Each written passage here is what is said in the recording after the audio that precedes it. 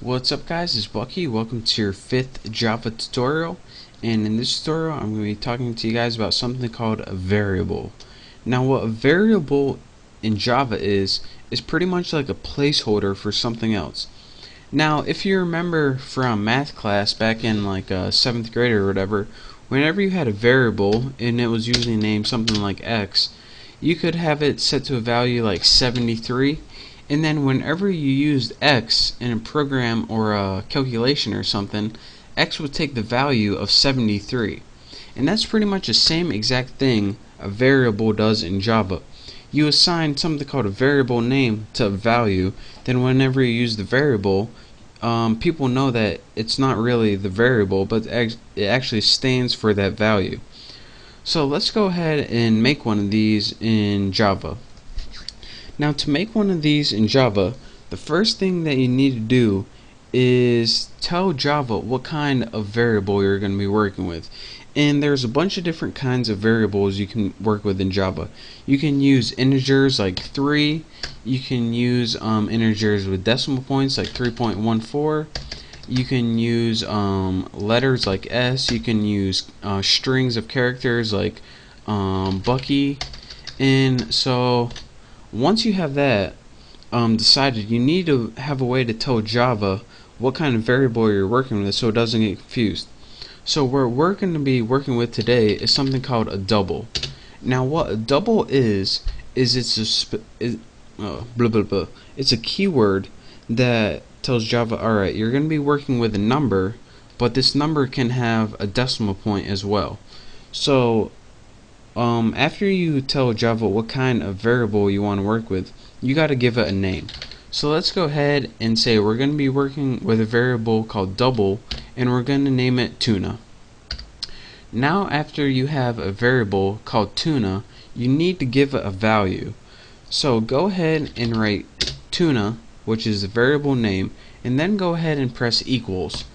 Now what equals is here is something called the assignment operator, and what it does is assign a value to tuna.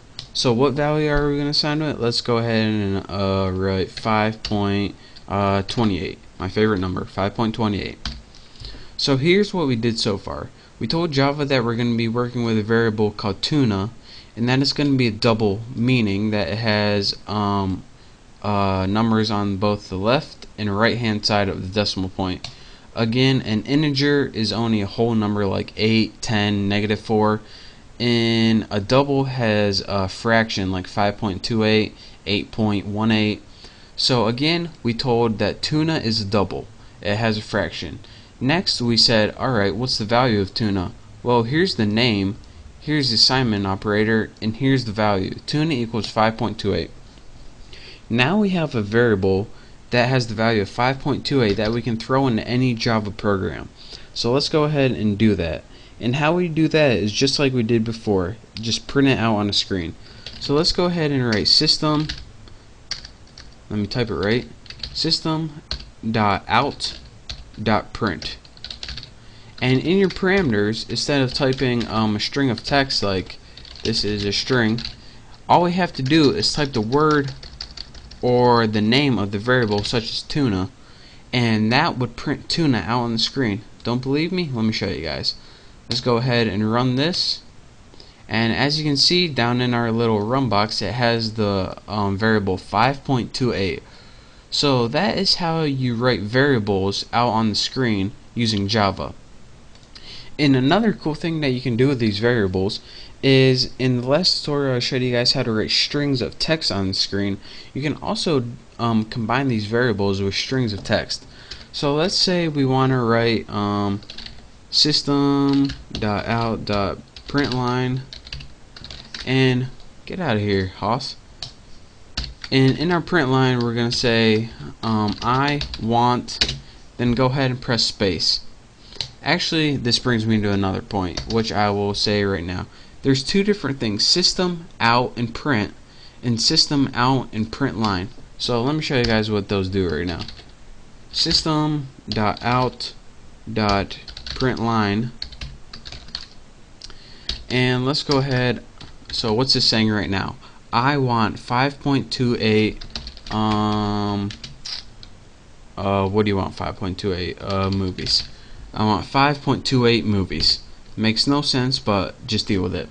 Now let me show you guys what this does, and I'll show you guys why it does it. Let's go ahead and run this, and it says okay, we printed 3 things, but it only is on one line. I want 5.28 movies. And let me show you guys why this is.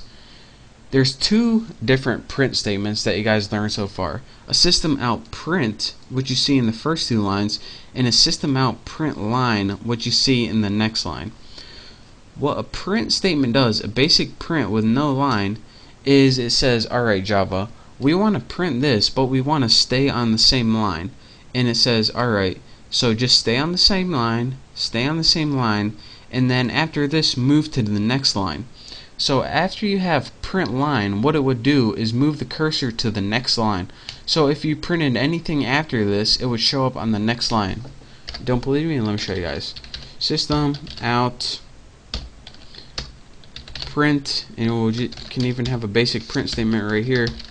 And let's have apples. Let me go ahead and run this, and as you can see, this one moved to the new line. So that's the difference between the print statement and the print line statement. Anytime you use a print statement, it stays on the same line that you're printing on, such as here. So this whole thing's on the entire line. As soon as you have a print line statement, what it does is when it gets to the end of printing it, it moves to a new line. So that's the difference between a print statement and a print line statement. And again, that's your quick tutorial on how to use variables. Again, this is called declaring a variable. This is called assigning a variable a value. Again, this is the name of the variable, and this is the value. This is the assignment operator right here. And anytime you want to use a variable to print out on your screen, just write system out print, and then write the name of the variable right there, and it'll print out on your screen. So again, that's your quick tutorial on variables and how to use variables in Java.